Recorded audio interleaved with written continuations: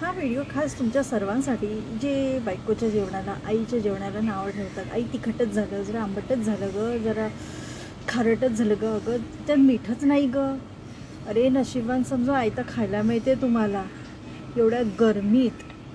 काय माहिती आहे, गॅस चालू असला की फॅन लावता येत नाही, फॅन लावला तर गॅस विझणार. पण तरीसुद्धा या उकाड्यात, या एवढ्या गरमीत बायको, आई, मुलगी, कोणी तुमच्यासाठी जे घरात कोण असेल व्यक्ती, स्त्री, ती तुमच्यासाठी स्वयंपाक बनवते, छान छान मस्त खायला घालते, गरम गरम डब्बा देते. तो डब्बा म्हणा तुमचा थंड होतो, पण तरी तुम्ही ऑफिसमध्ये बसले बसले ए सीमध्ये असतात, जे कोण बसले असतील ते. हां, तर तुम्ही म्हणाल आम्ही पण भारीला, आम्हाला गरमी लागते. हो बाबा, गरमी लागते, बरोबर आहे.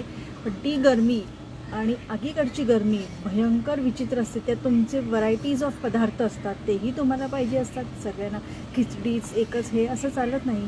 सो हे तुमचे चोचले ना, ते थोडे दिवस जरा बंद करा. कारण का माहिती आहे, आम्ही बायकांनी समजा स्वयंपाक करायचंच बंद केला. आमच्यापुरती आम्हाला काय करायचं आहे, खायचं आहे, खिचडी, दूध भात, ताट भात खाऊन घेऊ. पण जर स्वयंपाकच करायचं बंद केलं तर वांदे होतील ना तुमचे. विचार करा शांत डोक्याने. आणि कधीतरी संडेला सुट्टी असते, त्या बायकोला फिरायला घेऊन जा. निदान खरेदी नाही केली तर निदान ए सीची हवा तरी, किंवा जी मार्ट याची हवा तरी घेऊन या ए सीची. बिचारीला विचार करा, उपाशी पडाल नावं ठेवण्याच्या आधी नक्कीच.